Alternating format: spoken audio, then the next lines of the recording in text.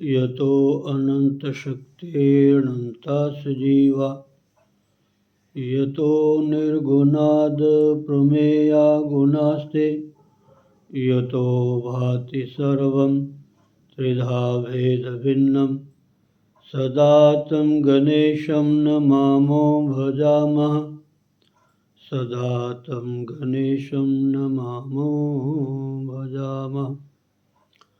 ॐ ब्रह्मानन्दं परमसुखदं केवलं ज्ञानमूर्तिं द्वन्द्वातीतं गगनसदृशं तत्त्वमस्यादिलक्ष्यम् एकं नित्यं विमलमचलं सर्वधी साक्षिभूतं भावातीतं त्रिगुणरहितं श्रीसद्गुरुं तं नमामि श्रीसद्गुरुं तं नमामि श्रीसद्गुरुं तं नमामि।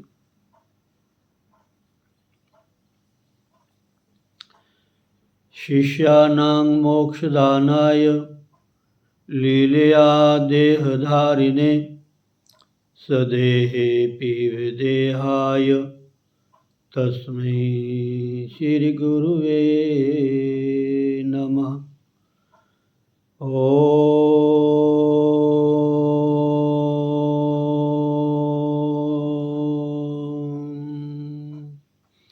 श्रीहरिगुरुचरणकमलेभ्यो नमः। बोलो श्री सद्गुरुदेव भगवान की जय। स्वामी दयालदास जी महाराज की जय। स्वामी रामन जी महाराज की जय। श्री 1008 श्री स्वामी सोमेश्वर जी महाराज की जय। संत भक्तराम जी महाराज की जय। बोलो भाई सब संत भगवान की जय। जय जय श्री राधे जय जय श्री राधे जय जय श्री राधे श्याम।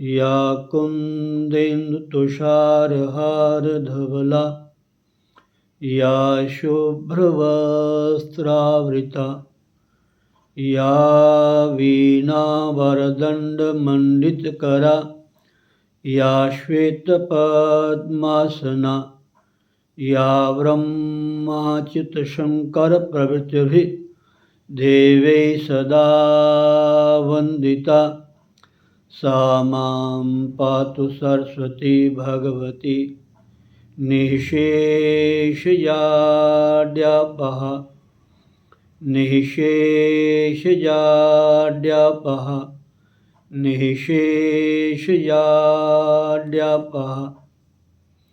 नमो शारदामाता विद्याप्रदेनी करो मेघमेधा यथा कंत्रिवेणी करो नष्टमोहादि शांत्यादि दीजे हरो आपकारी हृदय धाम कीजे हरो आपकारी हृदय धाम कीजे।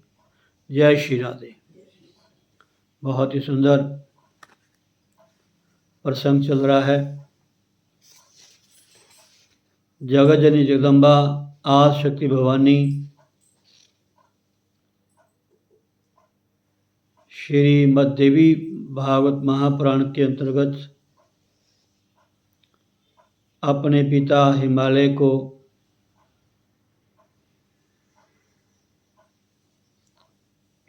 भगवती गीता के माध्यम से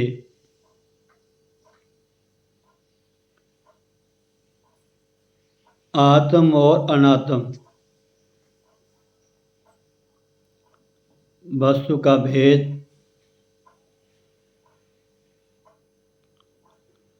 आत्म तत्व और परमात्मा के बारे में विशेष उपदेश देते हुए और जो निराकार सर्वव्यापक ब्रह्म है उनका उपदेश माँ जगत जननी जगदम्बी आदि शक्ति भवानी जो अजन्मा है, अजो निजा है, वो हिमालय में अवतरित होकर के अपने पिता हिमवान को कन्या के रूप में प्रकट होकर उपदेश दे रही हैं। बहुत ही सुंदर आप लोगों ने ये सुना।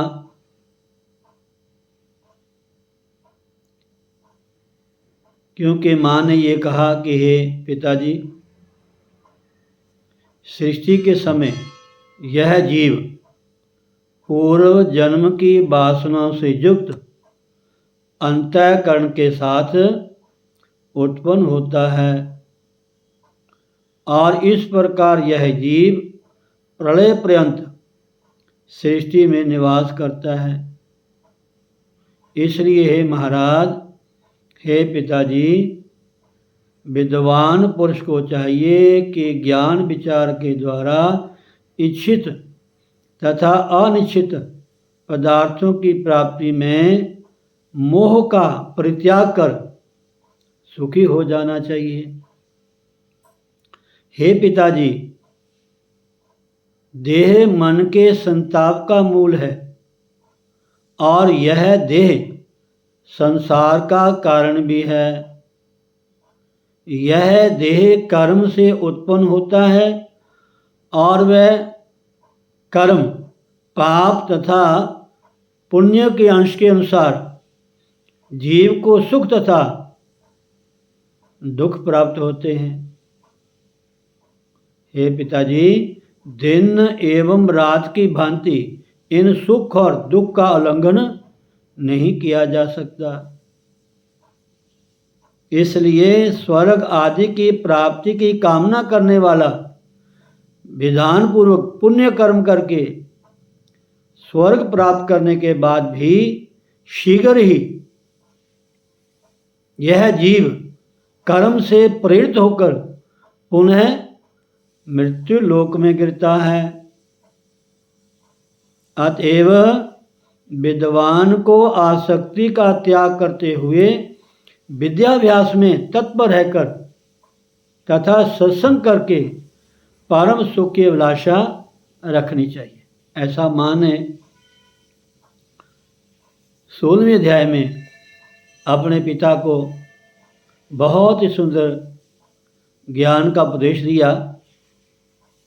अब 17वें अध्याय में भगवती गीता के वर्णन में ब्रह्म योग का उपदेश 5 भौतिक देह और गर्भस्थ जीव का स्वरूप तथा गर्भ में की गई जीव की प्रतिज्ञा।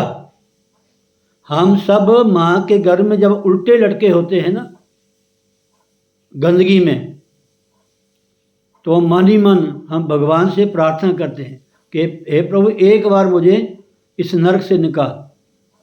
भाई, किसी को किसी गंदे कमरे में बंद किया जाए जहाँ बदबू ही बदबू हो, गंदी ही गंदी हो, जलन हो, तपश हो, तो वो क्या करेगा? अगर समझदार है कुछ ज्ञान है, कुछ स्मृति है, तो भगवान से प्रार्थना करेगा, किसी को आवाज़ लगाएगा कि मुझे जल्दी इस गंदगी से निकालो। अगर उसको नहीं ज्ञान है वही मर जाएगा सड़ गल के। ऐसा कहीं कहीं जीवों में होता है, जो गर्भ में जीवात्में होती हैं, बच्चे होते हैं महाराज, कई गर्भ में ही मर जाते हैं महाराज। वही 5 भौतिक देह गर्भस्थ जीव का स्वरूप तथा गर्भ में की गई जीव की प्रतिज्ञा। जीव कहता है कि हे मेरी माँ, हे मेरे परमात्मा, हे मेरे भगवान, मुझे एक बार निकाल, मैं बाहर जाके आपको नहीं भूलूंगा, मैं केवल आपका नाम ही सिमरण करूंगा, मैं कोई ऐसा पाप कर्म नहीं करूंगा कि पुनः मुझे इस गर्भ में आना पड़े, माँ के गर्भ में। और सुरेंद्र जी, माँ का गर्भ ये नहीं कि मनुष्य का शरीर, किसी भी शरीर में आप जा सकते हैं, कुत्ते के, बिल्ली के, गधे के, घोड़े के, ना जाने किसके शरीर में जा सकते हैं। 84 लाख योनि है महाराज। ये मनुष्य का जीवन बहुत ही मुश्किल से मिलता है, चाहे स्त्री का चोला है चाहे पुरुष का। प्लीज, ये इसलिए नहीं मिला कि हाँ दुनिया के काम कर लो, बाल बच्चे पैदा कर लो, बड़े बड़े घर मकान महल बना लो, बड़ी बड़ी फैक्ट्रियाँ, कारोबार, बड़े बड़े उच्च पद पे आप प्रतिष्ठित हो जाओ, आपकी बाबा हो।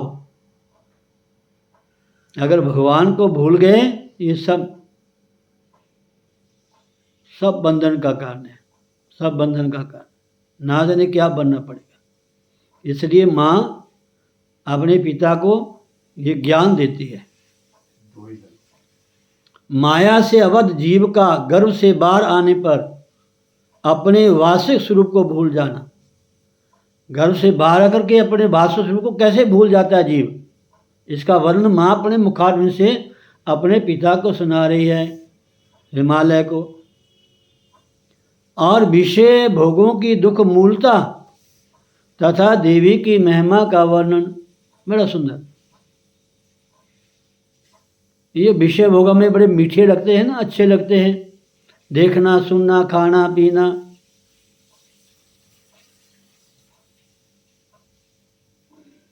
इनके मूल में दुख है। भोगने में तो हमें अच्छे लगते हैं, लेकिन परिणाम इसका विष की तरह है हमारा।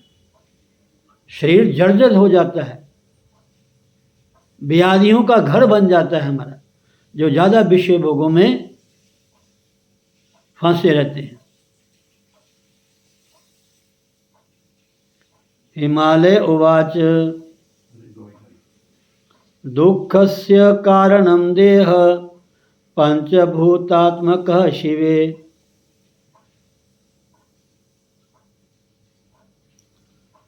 यतस्तत् विरहादेहि न दुःखै परिभूयते सोऽयं संजायते मातः कथं देहो महेश्वरी यं प्राप्य सुकृतान् कामान् कृत्वा स्वर्गमवाप्स्यति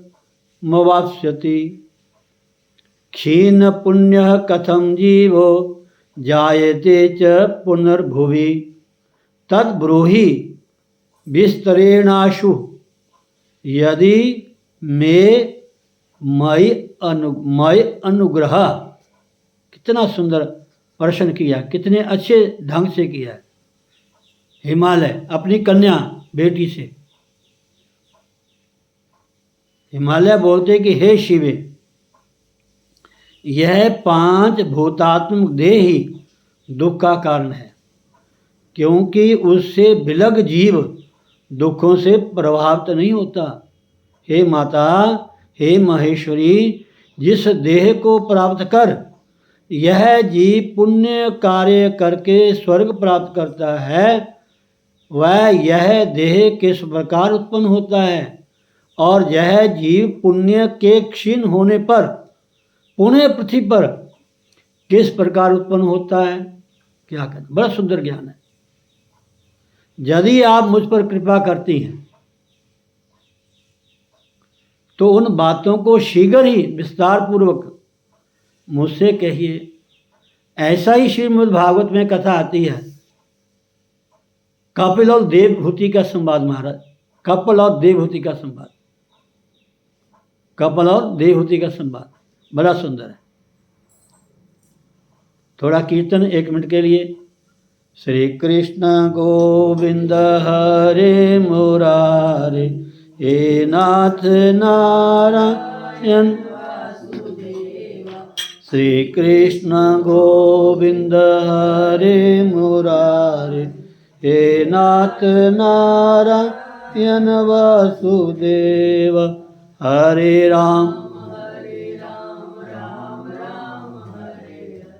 हरे कृष्ण कृष्ण कृष्ण हरे राम।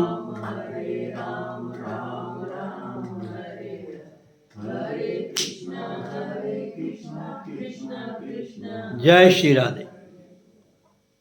तो हिमालय ने कहा कि हे माता, यदि आप मुझ पर कृपा रखती हो तो उन बातों को शीघ्र ही विस्तार पूर्वक मुझसे बताइए कि जय जीव पुण्य क्षीण होने पर पुनः पृथ्वी पर किस प्रकार उत्पन्न होता है। पार्वत्य उवाच क्षितिर्जलं तथा तेजो वायुराकाश एव च एतैः पंचभिः आराबद्धो देहोऽयं पांचभौतिकः प्रधानं पृथ्वी तत्र शेषाणां सहकारिता उक्तश्चतुर्विधः सोऽयं गिरिराज निबोध में। क्या कहना। बड़ा सुंदर आगे श्लोक है।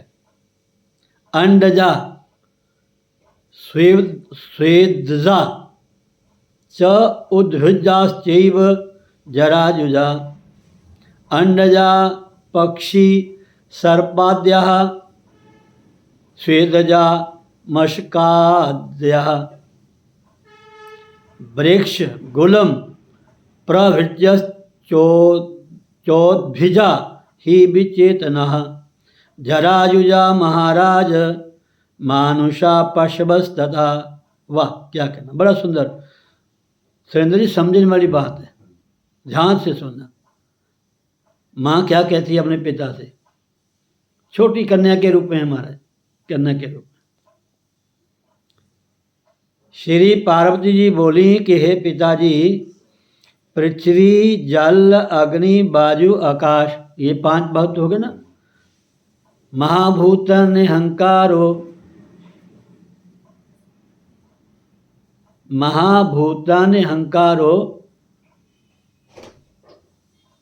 ऐसा गीता में श्लोक आता है। 5 महाभूतों का नाम पृथ्वी जल अग्नि वायु और आकाश। इन्हीं 5 भूतों से यह देह निर्मित है, इसलिए यह 5 भौतिक कहा गया है। उन 5 में पृथ्वी तत्व को प्रधान है, उन 5 में पृथ्वी तत्व तो प्रधान है और शेष 4 की उसके साथ सहभागिता मात्र है। हे गिरिराज, यह 5 भौतिक देह भी 4 प्रकार का है तो 5 तत्वों से बना हुआ शरीर, लेकिन ये 4 तरह का शरीर है। 4 प्रकार क्या हैं इसके।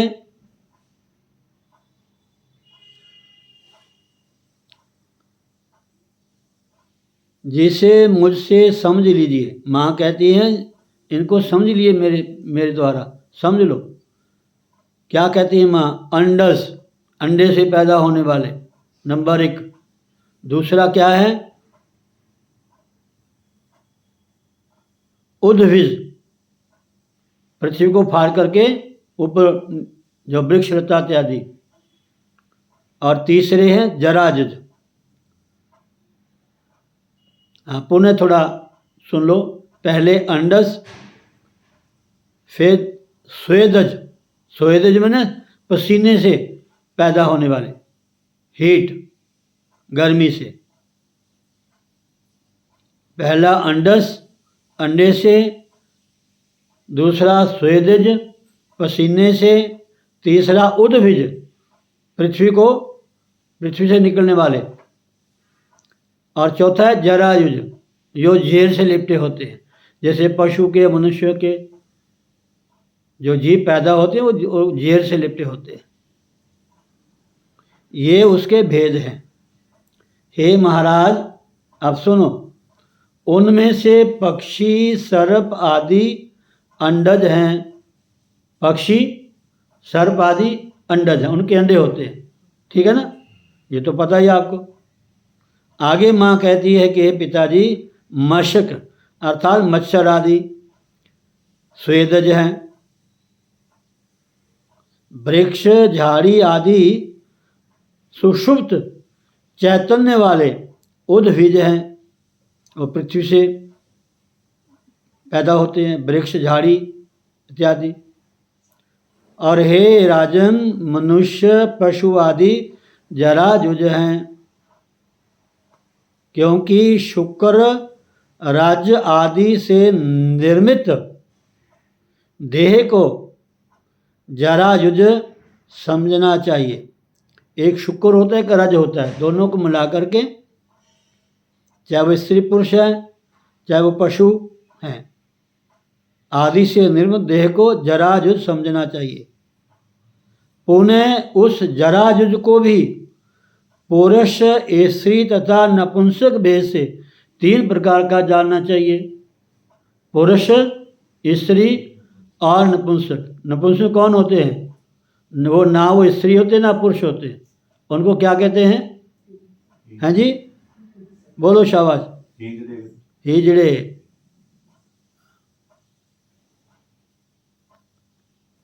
ये नपुंसक 3 प्रकार का जानना चाहिए।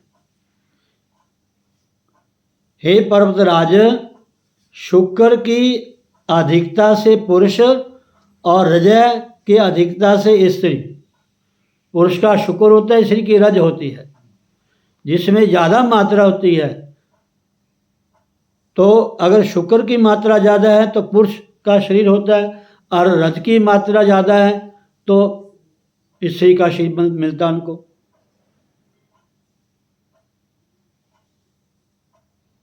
शुक्र की अधिकता से पुरुष और रज की अधिकता से स्त्री तथा दोनों की समानता से नपुंसक होते हैं। वाह, क्या कहना। माँ ने कहा कि हे पिताजी, अपने कर्मों के वशीभूत जीव ओस कणों से संयुक्त होकर पृथ्वी तल पर गिरने पर धान्य अर्थात वनस्पति के बीच पहुंचता है। बड़ा सुंदर। जीव गर्भ में कैसे आता है, ये प्रक्रिया माँ बता रही है कि हे पिताजी, अपने कर्मों के वशीभूत जीव ओस कणों से संयुक्त होकर पृथ्वी तल पर गिरने पर धान्य, जो हम फ्रूट है, सब्जी है, अनाज है, कोई भी चीज़ है हम ग्रहण करते हैं, वो अंश के रूप में उसमें प्रवेश हो जाता है, वनस्पति के बीच पहुंचता है, वहाँ रहकर चिरकाल तक कर्म भोग करता है।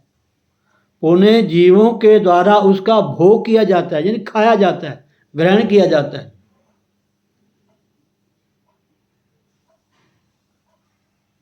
पुनः जीवों द्वारा उसका भोग किया जाता है। तदनंतर पुरुष के देह में गुह्य इंद्रिय में प्रविष्ट होकर वह वीर्य रूप हो जाता है। उसी कारण से यह जीव भी वीर्य में संविष्ट हो जाता है।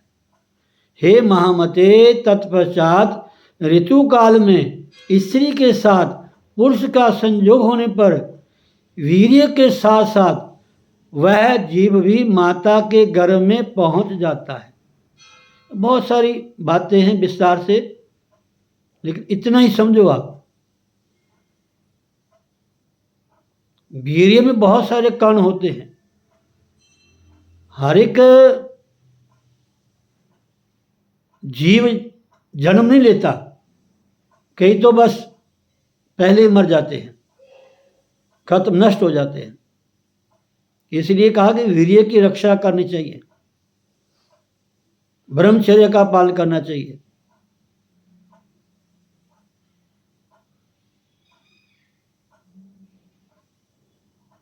पुरुष का संयोग होने पर वीर्य के साथ साथ वह जीव भी माता के गर्भ में पहुंच जाता है। हे राजन, रजो धर्म के चौथे दिन स्त्री ऋतु स्नान करके शुद्ध होती है।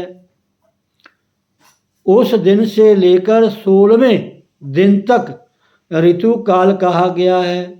हे पर्वत श्रेष्ठ, विषम दिन में समागम करने से स्त्री और सम दिन में समागम करने से पुरुष की उत्पत्ति होती है।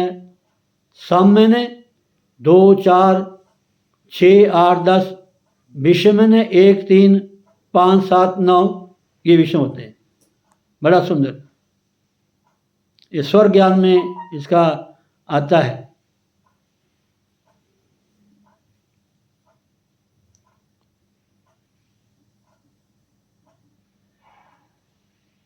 हे राजन, रजो धर्म के चौथे दिन स्त्री ऋतु स्नान करके शुद्ध होती है और उस दिन से लेकर 16वें दिन तक ऋतु काल कहा गया है।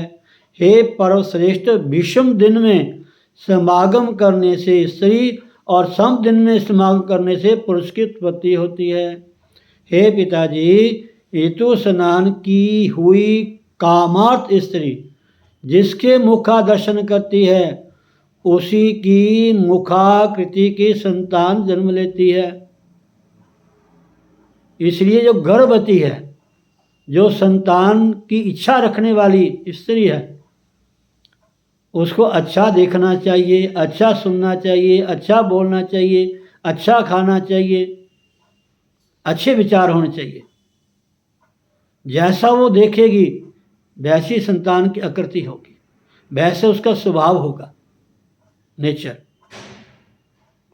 इसलिए माता बहना को जो विवाहित हैं, भले कोई भी हैं, उनको हमेशा अच्छे विचारों में, अच्छी संगति में रहना चाहिए, अच्छा खाना चाहिए, अच्छा सुनना चाहिए, अच्छा देखना चाहिए। हे पिताजी, ऋतु स्नान की हुई कामार्थ स्त्री जिसके मुख का दर्शन करती है उसी की मुखाकृति की संतान जन्म लेती है। अतः स्त्री को उस समय अपने पति का मुख देखना चाहिए। बड़ा सुंदर। एक हमारे यहाँ महात्मा आते थे महाराज, वो शाहपुर रहते थे। वो कहा करते ना, जट जिम्मेदारों की जो माताएं बहनें हैं ना, अब पतियों को नहीं जगाती, भैयों को जगाती जा करके, चलो काम करो। और जट जिम्मेदार आजकल काम नहीं करते महाराज, बस फालतू गप्पे मारते रहते हैं, घूमते रहते हैं। बच्चे उनके क्या मोटरसाइकिल, क्या मोबाइल, क्या दुनिया भर का। आजकल तो ये फैशन है बाहर जाने का, बाहर जाके पता नहीं क्या मिलता है उनको। हमारी जो भारतीय संस्कृति है, भारत, ये जैसा कोई देश नहीं है। भारत को ही भारत माता कहते हैं और किसी देश का एक साथ माता नाम नहीं लगती, क्योंकि ऋषि मुनियों, गुरुओं, पीरों की धरती है महाराज, इसमें तीर्थ हैं। इसलिए माँ कहती है कि हे पिताजी, ऋतु स्नान की हुई कामार्थ स्त्री जिसके मुख का दर्शन करती है उसी की मुखाकृति की संतान जन्म लेती है। अतः मैंने इसलिए स्त्री को उस समय अपने पति का ही मुख देखना चाहिए। हे महामते, वह वीर्य स्त्री के योनि स्थित राज से मिलकर एक दिन में कलल अवस्था विशेष बन जाता है और वही कलल अत्यंत सूक्ष्म झिल्ली में पूर्णतया आवृत होकर 5 दिनों में बुलबुले के आकार का हो जाता है। अत्यंत सूक्ष्म आकार की जो चमड़े की झिल्ली होती है उसे जरायुग कहा जाता है, क्योंकि उसमें वीर्य तथा रज का योग होता है और उसी से गर्भ उत्पन्न होता है, इसलिए उसे जरायुज कहा गया है।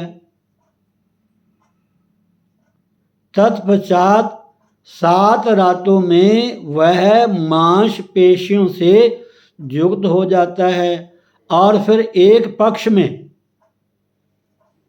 अर्थात 15 दिन में एक पक्ष में वह जो मांसपेशी होती है उसमें रक्त प्रवाह होने लगता है। तत्पश्चात 25 रातों में देह के अवयव अर्थात अंग अंकुरित होने लगते हैं। हे महामते, 1 महीने में क्रम से स्कंद मैंने कंधा, गर्दन, सिर, पीठ और पेट, ये 5 प्रकार के अंग निर्मित हो जाते हैं। दूसरे महीने में हाथ और पैर हो जाते हैं और तीसरे महीने में अंगों की सभी संधियां जोड़ उत्पन्न हो जाती हैं। हे पिताजी, पुनः चौथे महीने में सभी अंगुलियां बन जाती हैं और उसी महीने में उसके भीतर जीव की अभिव्यक्ति हो जाती है। तब माता के उदर में स्थित गर्भ चलने भी लगता है अर्थात हिलने झुलने लगता है। 5वें महीने में नेत्र, कान और नाक का निर्माण होता है। ये गोल के कान के बन जाते हैं, नाक के बन जाते हैं, नेत्र के बन जाते हैं, इनका निर्माण हो जाता है। उसी महीने में मुख, कमर, गुदा, शीशन, लिंग आदि गुह्य अंग और कानों में दोनों छिद्र भी बन जाते हैं। उसी तरह 6ठे महीने में मनुष्यों की नाभि बन जाती है और 7वें महीने में केश, रोम आदि उगाते हैं। जो बाल कहते हैं हम, रोम होते हैं, हम शरीर में रोम होते हैं, उगाते हैं। हे पिताजी, 8वें महीने में गर्भ में सभी अवयव अर्थात जितने भी अंग हैं स्पष्ट रूप से अलग अलग बन जाते हैं। इस प्रकार हे पिताजी, जन्म के पश्चात उगने वाले दाढ़ी, मूछ और दांत आदि को छोड़कर सभी अंग कर्म से निर्मित हो जाते हैं। 9वें महीने में जीव में पूर्ण रूप से चेतना शक्ति आ जाती है। वाह, चेतना शक्ति आ जाती है। वह उदर में स्थित रहकर माता के द्वारा ग्रहण किए गए भोजन के अनुसार वृद्धि को प्राप्त होता है। जो माँ खाती है और बच्चे को सूक्ष्म में आहार मिलता है। वहाँ पर अपने जन्मांतर के कर्मों के अनुसार घोर यातना प्राप्त करके वह जीव खिन्न हो उठता है और पूर्व जन्म में अपने शरीर से किए गए कर्मों को याद कर अत्यंत दुखी होता है। सारी रील स्क्रीन की तरह सामने आ जाती, अनेकों जन्मों की। कहाँ कहाँ ये कुत्ता बिल्ला क्या बना, क्या कर्म किए इसने, सब फिल्म की तरह इसके सामने आ जाता है जब जीव माँ के घर में होता है या जब मरने लगता है। सब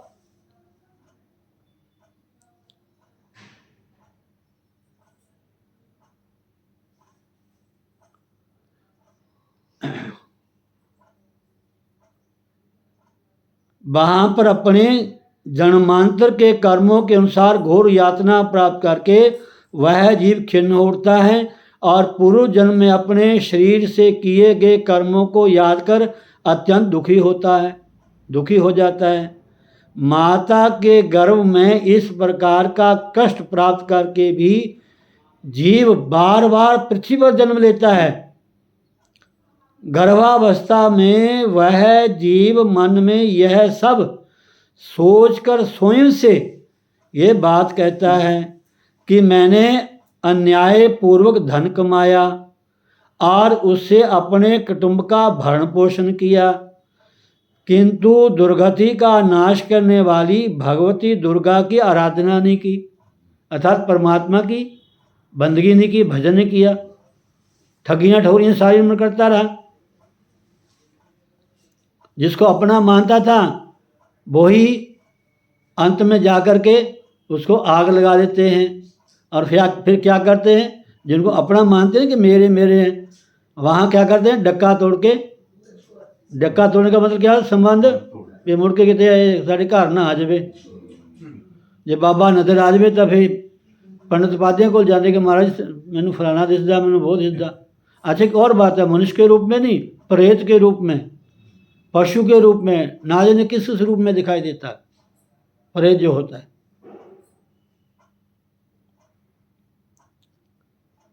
वो स्वयं विचार करता है मन में कि मैंने अन्याय पूर्वक धन कमाया और उससे अपने कुटुंब का भरण पोषण किया, किंतु दुर्गति का नाश करने वाली जगत जननी जगदम्बा माँ भगवती दुर्गा की मैंने आराधना नहीं की। या माँ भगवती दुर्गा का मतलब परमात्मा, ब्रह्म, ईश्वर, भगवान।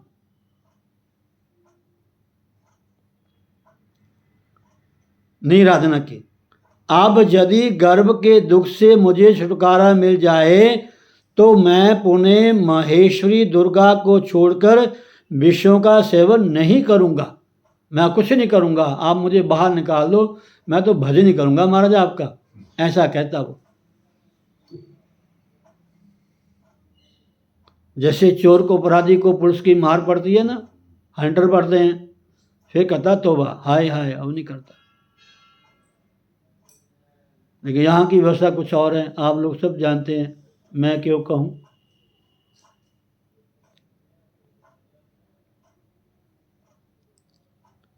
अब यदि गर्भ के दुख से मुझे छुटकारा मिल जाए तो मैं पुनः महेश्वरी दुर्गा को छोड़कर, ऐसे कान पकड़ता है, विषयों का सेवन नहीं करूँगा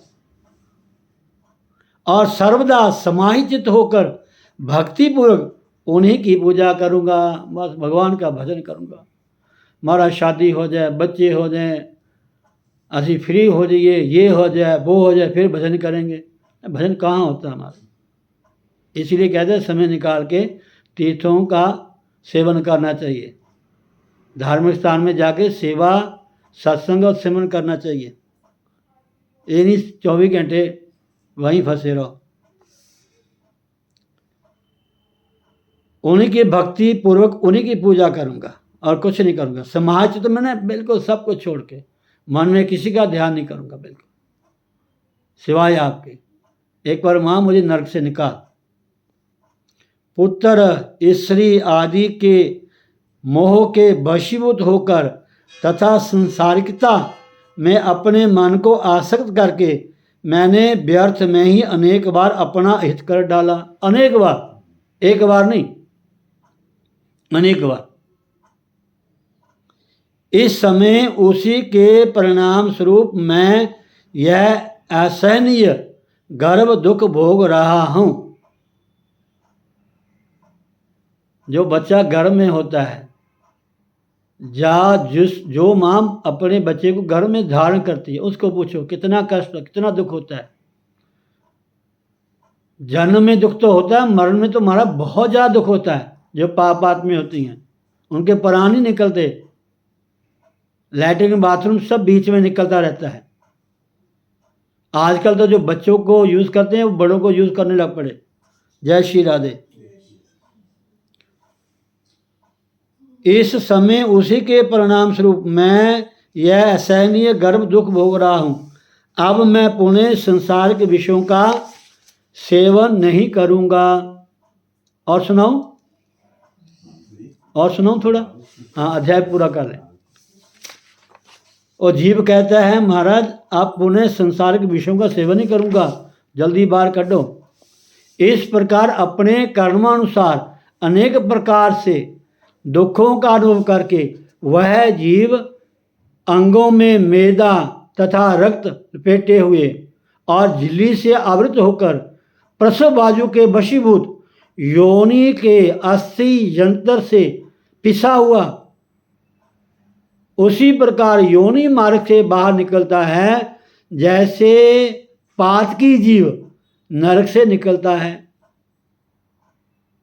तदनंतर वह जीव मेरी माया से मोहित होकर उन दुखों को भूल जाता है और कुछ भी ना कर सकने की स्थिति को प्राप्त होकर मांस पिंड की भांति स्थित रहता है। फिर भी कुछ नहीं कर सकता। जैसे मांस का पिंड होता है छोटा बच्चा, वैसे पड़ा रहता है। किसी ने खिला दिया ठीक है, किसी ने साफ कर दिया तो ठीक है, मच्छर लड़ गया तो दुख, भूख प्यास लगी तो दुख, रोना ही बता तो कुछ सकता नहीं।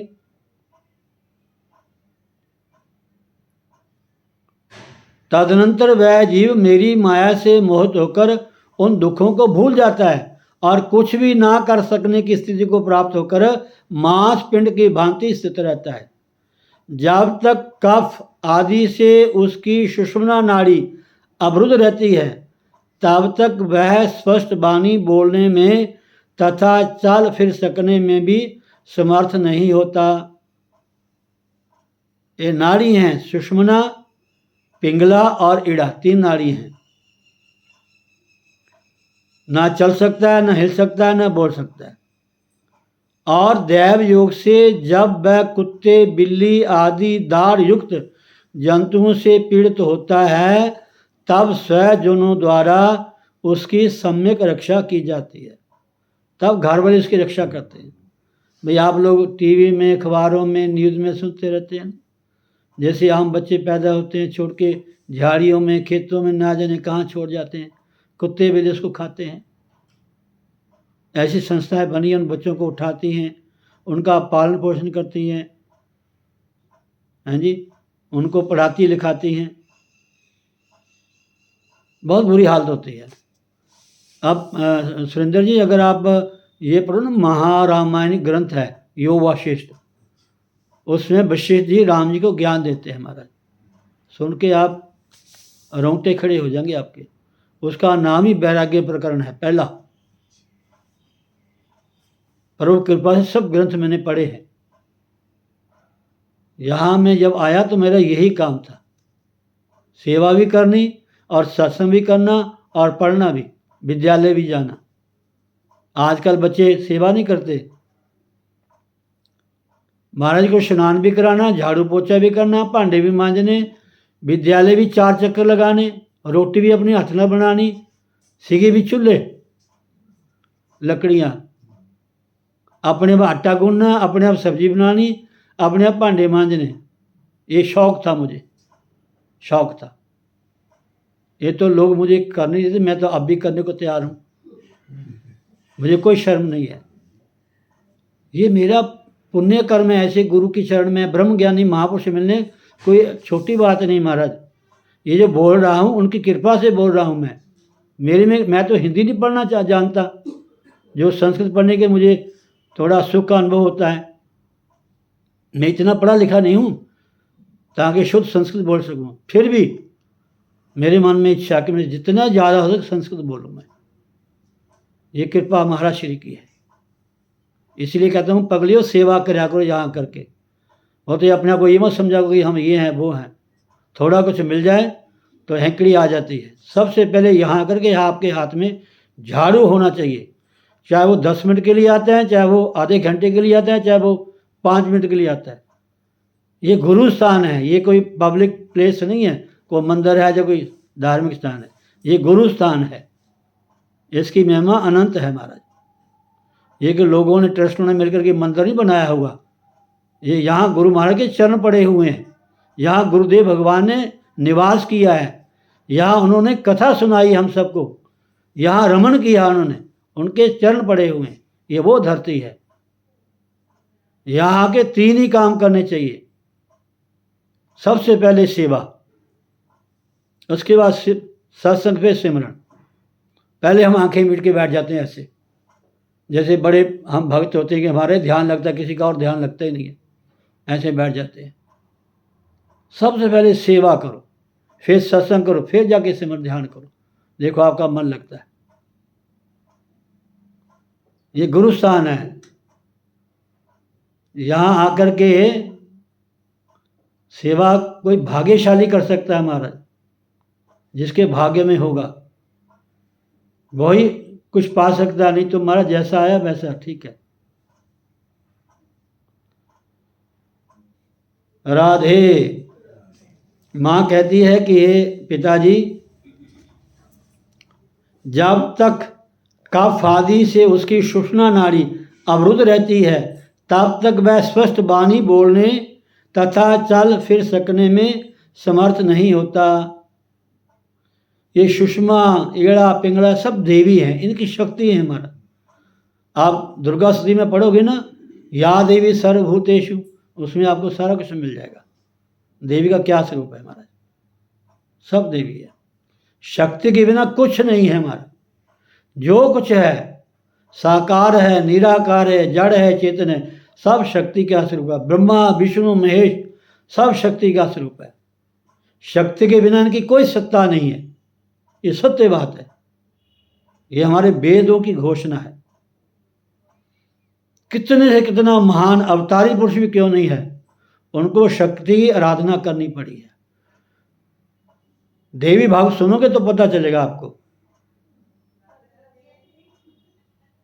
और दैव योग से जब वह कुत्ते, बिल्ली आदि दाढ़ युक्त जंतुओं से पीड़ित होता है तब स्वजनों द्वारा उसकी सम्यक प्रकाश से रक्षा की जाती है।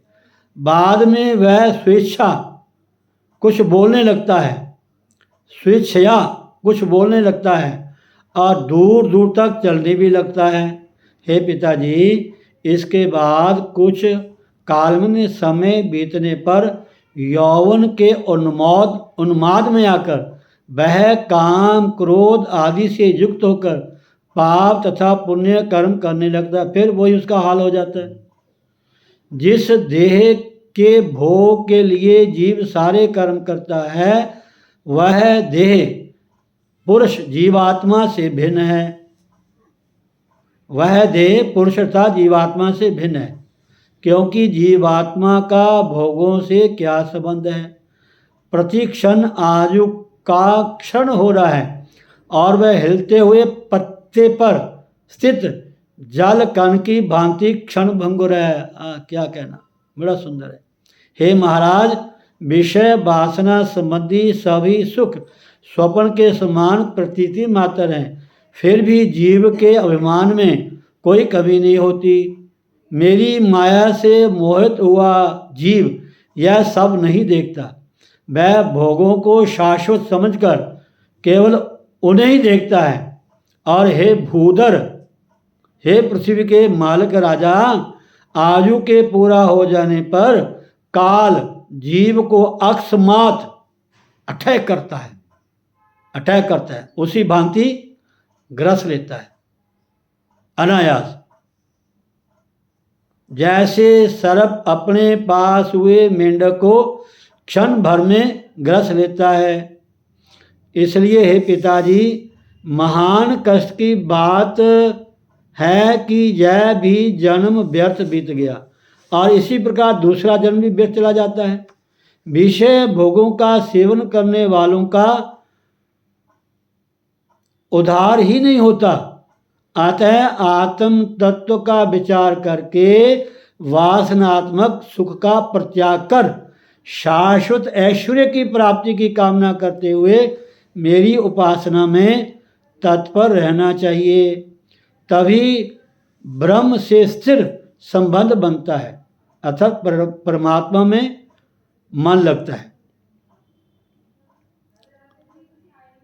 अपनी आत्मा को देह आदि से पृथक निश्चित करके मिथ्या अज्ञान जनित देह आदि की ममता का त्याग कर देना चाहिए।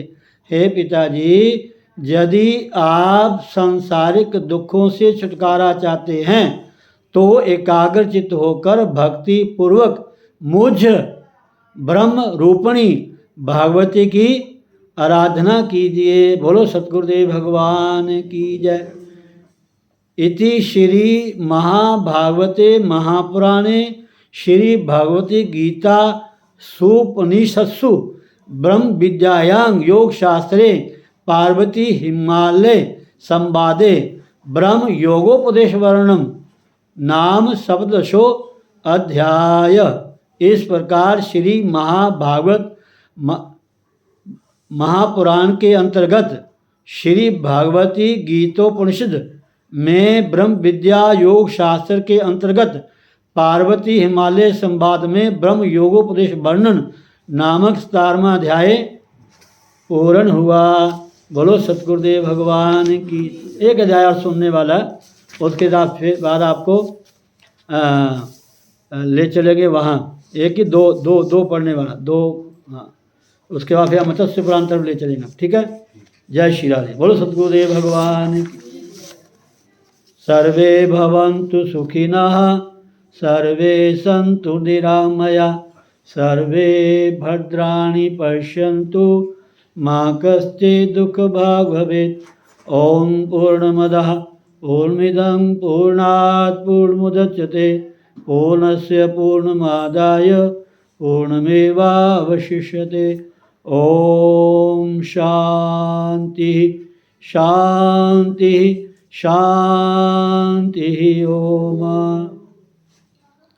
जय अम्बे माँ जय जगदम्बे, जय अम्बे माँ जय जगदम्बे, जय अम्बे माँ जय जगदम्बे, जय अम्बे माँ जय जगदम्बे, जय अम्बे माँ जय जगदम्बे, जय अम्बे माँ जय जगदम्बे, जय अम्बे माँ जय जगदम्बे, जय अम्बे माँ जय जगदम्बे, जय अम्बे माँ जय जगदम्बे, जय अम्बे माँ जय जगदम्बे, जय अम्बे माँ जय जगदम्बे, जय अम्बे माँ जय जगदम्बे। जयकारा माँ शेरा वाली दा बोल साचे जगदियाँ जोतां वाली माता जी थोड़ी सदा। जयकारा माँ नैना देवी दा बोल साचे दरबार। जय जय श्री राधे, जय जय श्री राधे, जय जय श्री राधे श्याम। ओम।